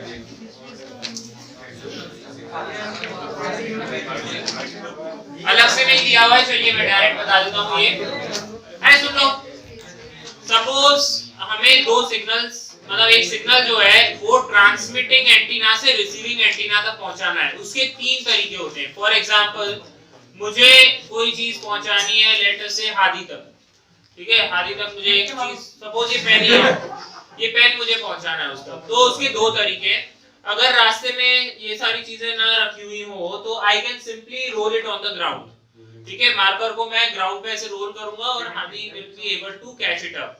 This type of propagation is known as ground wave propagation. इसे क्या कहा जाता है? The first one is ground wave propagation. इसमें क्या होता है? सुन लीजिए एक मिनट। ग्राउंड वेव प्रोपगेशन में आपके पास एक ट्रांसमिटिंग एंटीना है और एक रिसीविंग एंटीना है, जिनकी हाइट बहुत ज्यादा नहीं है। हाइट जो है वो बहुत छोटी छोटी है। तो इस केस में जो सिग्नल है, इसने सिग्नल भेजा और सिग्नल जो है वो सरफेस पे ग्लाइड करता हुआ रिसीविंग एंटीना तक पहुंचता है। This type of transmission is known as ground wave propagation. लेकिन इसमें दिक्कत ये है कि जैसे ही ये सिग्नल ग्राउंड पे प्रोपगेट करता है, इसकी एनर्जी बहुत रैपिडली एब्जॉर्ब हो जाती है ग्राउंड में, ठीक है ना। तो जितनी ज्यादा सिग्नल की फ्रीक्वेंसी होती है, एब्जॉर्प्शन उतना ही ज्यादा बढ़ता है, इसलिए हाई फ्रीक्वेंसी के लिए सुटेबल नहीं है। ये लॉन्गर वेवलेंथ्स कह दीजिए या शॉर्टर वेव फ्रीक्वेंसी के लिए जो है अच्छा माना गया है। तो इस केस में याद रहेगा, ग्राउंड वेव प्रोपगेशन में the wave will glide over the surface of earth, energy is gradually absorb. तो ये ज्यादा दूरी तक भी ट्रांसमिशन नहीं कर सकता है, ठीक है। और ज्यादा फ्रीक्वेंसी हुई तो पावर लॉस और बढ़ जाएगा। तो कम फ्रीक्वेंसी मतलब ज्यादा वेवलेंथ वाली वेव्स के लिए इस तरीके का प्रोपगेशन यूज किया जाता है। 530 किलोहर्ट्ज से या 530 हर्ट्ज से 1710 किलोहर्ट्ज तक, ये मतलब किलोहर्ट्ज इतना हम यूज कर लेते हैं। इस रेंज में जो है हम ग्राउंड वेव प्रोपगेशन करवा देते हैं, ठीक है। क्या शॉर्टकमिंग है इसकी कि जितनी ज्यादा फ्रीक्वेंसी होगी पावर लॉस उतना ही ज्यादा होगा, क्योंकि अर्थ उसे एब्जॉर्ब कर लेगी। और दूसरी बात, इसलिए ये लोकल ट्रांसमिशन के लिए काम आता है। लोकल ट्रांसमिशन मतलब ज्यादा रेंज तक ट्रांसमिशन ना करना हो तब। सेकंड जो तरीका है that is known as sky wave propagation. Sky wave propagation मतलब एक और तरीका है जिससे कि पेन वहां तक पहुंचाया जा सकता है, एंड दैट इज कि मैं छत की तरफ इसे फेंकूं। छत से ये फेंकूं तो वो क्या करेगा, ऊपर जो रूफ है उससे टकरा के आदि तक ये पेन पहुंच जाए, ठीक है। यहां पर भी ऐसे ही होता है। यहाँ पर आपके पास एक ट्रांसमिटिंग एंटीना है और एक रिसीविंग एंटीना है। यहाँ से वेव छोड़ी जाती है हवा की तरफ, स्काई की तरफ। अब स्काई में ऐसी लेयर्स होती हैं जिसमें बहुत ज्यादा आयंस होते हैं, जिसे आयनोस्फेयर कहा जाता है। पता है ये लेयर्स के बारे में? तो अर्थ के एक लेयर आयनोस्फेयर की भी होती है।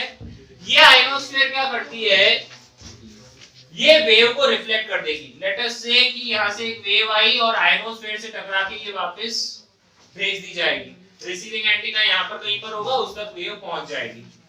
अलग अलग वेव, अलग अलग जो लेयर्स हैं आयनोस्फेयर की, वो अलग अलग फ्रीक्वेंसी को रिफ्लेक्ट करती है।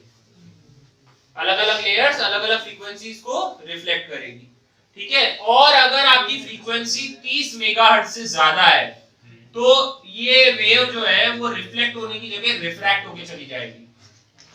तो इसलिए ये 30 मेगाहर्ट्ज तक की फ्रीक्वेंसी के लिए ही ठीक है, ठीक है। आप देखिए इसमें लिखा हुआ है, अरे ये आप पेज नंबर 37 पे देखिएगा। जी अच्छा, ये वहां तक के रखा है, ठीक है। कुछ लोग मतलब ये आपको अलग अलग रेंजेस मिल जाएंगी। किसी किताब में 40 मेगाहर्ट्ज लिखा हुआ है, किसी में 30 लिखा हुआ है, इसमें 54 लिखा हुआ है, ठीक है। आप 54 याद कर लें। 40 मतलब अलग अलग किताबों में अलग अलग लिखा हुआ है, मतलब मेगाहर्ट्ज की रेंज में ये काम होता है। तो देख लीजिए इसकी जो फ्रीक्वेंसी रेंज है वो दे रखी है इसने 1710 किलोहर्ट्ज से 54 मेगाहर्ट्ज तक। इसके बाद जो है वो रिफ्लेक्ट हो जाएंगी वेव्स, ठीक है, पेनिट्रेट करके बाहर निकल जाएंगी इसे। So this is 54 megahertz. You can take it safely. It's okay. Next आ जाइए आप space wave propagation. Space wave propagation में स्ट्रेट अवे मैं यहाँ से मार्कर थ्रो करूंगा डायरेक्टली हादी की तरफ, कैच कर लेगा, ठीक है। यहाँ से मैं मार्कर फेंकता हूँ और वो डायरेक्टली उसे कैच कर लेंगे। लाइन टू लाइन कम्युनिकेशन, ठीक है, इसे कहा जाता है लाइन ऑफ साइट कम्युनिकेशन भी कहा जाता है इसे, LOS। देखिए यहाँ पर लिखा हुआ है, देख लीजिए space wave propagation page number 36। इसमें क्या होता है, जो रेडियो वेव्स हैं वो ट्रांसमिटिंग एंटीना से रिसीविंग एंटीना तक पहुंचती है थ्रू स्पेस डायरेक्टली, ठीक है। इन्हें स्पेस वेव्स कहा जाता है। इनकी फ्रीक्वेंसी रेंज याद रखनी है 54 मेगाहर्ट्ज से 4.2 गीगाहर्ट्ज तक, बहुत हाई फ्रीक्वेंसी के लिए इसमें हम काम में ले लेते हैं। और the space waves are used for LOS communication, line of sight communication, as well as for satellite communication. Satellite से भी इसी तरीके से हम कम्युनिकेट कर सकते हैं, स्ट्रेट अवे वहां पर भेजा जाता है। अब इंपॉर्टेंट है ये तीनों जो ब्लैक में लिखे हुए बोल्ड लेटर्स में, इन्हें अंडरलाइन कीजिएगा। स्पेस वेव प्रोपगेशन की तीन एप्लीकेशंस कहां-कहां यूज होते हैं, टेलीविजन ब्रॉडकास्ट, माइक्रोवेव लिंक्स में और सैटेलाइट कम्युनिकेशन में इसका काम आता है। टेलीविजन ब्रॉडकास्ट इंपॉर्टेंट है, ठीक है, और इतना याद रखेंगे आप। और यहाँ पर एक इंपॉर्टेंट चीज है, आ जाइए, कि मान लीजिए कोई एक ट्रांसमिटिंग टावर है, ठीक है ना। ट्रांसमिटिंग टावर जो है जैसे अर्थ की सरफेस पे ऐसे है, अब ये हर जगह जो है ना वेव्स भेजेगा, इस तरीके से वेव्स भेजेगा। तो वेव जो है एक पर्टिकुलर पॉइंट तक पहुंच पाती है यहाँ पर। इसके बाद क्या है कि अर्थ का कर्वेचर जो है ना वो उसे रोक देगा, अर्थ के कर्वेचर के कारण ये वेव जो है वो रुक जाएगी, ठीक है। तो ये यहाँ से यहाँ तक का जो हॉरिजॉन्टल डिस्टेंस है उसे d कहा जाता है, जिसे कहा जाता है कवरेज डिस्टेंस या कवरेज रेंज कहा जाता है। समझ लो, जैसे ये टावर है, इस तरीके से टावर है, ये हर डायरेक्शन में रेडिएट कर रहा है, लेकिन अर्थ जो है वो इस तरीके से कर्व में है। तो क्या होगा कि ये वेव्स यहाँ तक पहुंचते पहुंचते यहाँ पे इसके बाद जो है वो ब्लॉक हो जाएगी अर्थ के कर्वेचर के कारण। तो यहाँ से जो हॉरिजॉन्टल डिस्टेंस है उसे कवरेज रेंज कहा गया। इसका फॉर्मूला आपको याद रखना है, that is √2HR, where h is the height of transmitting या रिसीविंग एंटीना, एंटीना या टावर, इसे टावर भी कहा जाएगा। टावर की हाइट h है, r is the radius of curvature of earth, radius of curvature of earth, ये earth का रेडियस है 6400 किलोमीटर, ठीक है। आपको नेक्स्ट पेज पे दिख जाएगा, पेज नंबर 37, ठीक है ना। और अगर आपके पास देखिए अर्थ इस तरीके से गिवन है और यहाँ पर एक ट्रांसमिटिंग टावर है, एक रिसीविंग टावर भी है, तो यहाँ से ये वेव छोड़ रहा है, ये यहाँ से वेव जो है यहाँ तक रिसीव कर ले रहा है। तो यहाँ से यहाँ तक की डिस्टेंस को कहा जाता है maximum line of site distance, maximum line of site distance, जहां तक दोनों ट्रांसमिटिंग और रिसीविंग एंटीना एक दूसरे के सिग्नल को कैच कर सकते हैं। ये जो टोटल डिस्टेंस होती है dt, वो होती है इस वाले टावर, ये मान लीजिए ट्रांसमिटिंग एंटीना की हाइट है, ये रिसीविंग एंटीना की हाइट है। ये कहां तक ट्रांसमिट कर सकता है, √2ht/r। ये कहां तक रिसीव कर सकता है, √2HR/r। ऐड कर दीजिए, दैट्स इट। ये यहां तक ट्रांसमिट कर देगा, ये यहां तक रिसीव कर देगा। कोई परेशानी इसमें? बहुत आसान सा क्वेश्चन आता है इसके ऊपर। अच्छा, अगर एक सिंगल टावर ही दे रखा है तो वो पूछ लेगा कि कवरेज रेंज क्या है, कभी कभी वो पूछ लेगा कि कवरेज एरिया कितना है। तो एरिया कैसे निकालिएगा, d दूरी तक ट्रांसमिट कर रहा है, सर्कल की फॉर्म में आ जाएगा एरिया। तो एरिया कितना हो जाएगा, πd², मतलब एंटीना ऐसे है और ये अपने अराउंड एक एरिया को कवर करेगा, π × d², तो ये कितना हो जाएगा 2πh × r। ठीक है। और इसके अलावा कभी कभी ये भी पूछ लेगा कि what is the population covered, कितनी पॉपुलेशन को एक एंटीना कवर कर सकता है। तो पॉपुलेशन कवर के लिए बताया जाएगा कि rho is the population density. Population density ऐसे डिफाइन होती है, number of persons per square kilometre. Per square kilometre में कितनी आबादी है। तो आपको एरिया तो पता है इतने एरिया में, तो उसे रो से मल्टीप्लाई कर देंगे, रो इनटू 2 पाई h इनटू r, ये आपको पॉपुलेशन कवर दे देगा। इसका मतलब है नंबर ऑफ पर्सन पर square kilometre multiplied by area. तो कितने पर्संस को कवर किया, कितनी पॉपुलेशन को कवर किया, वो आ जाएगा। अब इसमें सवाल देखिए कैसे आए हुए हैं। पेज नंबर 73 पे चले जाएं। पेज 73 पे क्वेश्चन नंबर 16। पेज 73 पे question number 16। A radar has a power of 1 kilowatt and is operating at a frequency of 10 gigahertz. Gigahertz की frequency है, मतलब आप समझ गए ये LOS communication कर रहा होगा, है ना, space wave propagation कर रहा है। It is located on a mountain top of height 500 meter. The maximum distance up to which it can detect object located on the surface of the earth is. तो maximum distance पूछ रहा है, कौन सा formula लग जाएगा, √ 2HR। Height दे रखी है, रेडियस दे रखा है, आंसर आ जाएगा, ठीक है ना। अच्छा आप इस पे भी आ सकते हैं। अब एक्सरसाइज 1 में पेज 59 पे क्वेश्चन नंबर 75 देख लीजिए। Page 59 question number 75।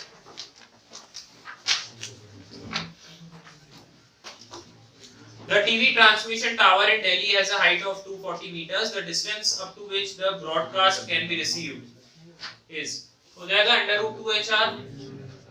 Question number 64। Question number 64 करें इसी का ही।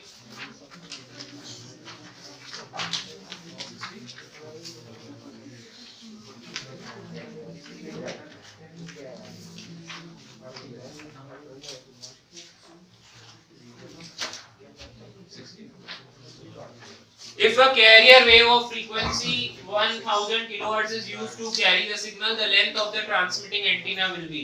क्या मैं बता चुका हूँ कि ट्रांसमिटिंग एंटीना की जो मिनिमम लेंथ होती है वो λ/4 होनी चाहिए। Minimum length is λ/4। तो लैम्डा निकाल लोगे पहले, c बराबर f लैम्डा से, और ये हो जाएगा c/4 * f। f दिया हुआ है, c पता होता है, लेंथ आ जाएगी। ऐसे छोटे मोटे सवाल ही आते हैं बच्चों। That's about the communication systems.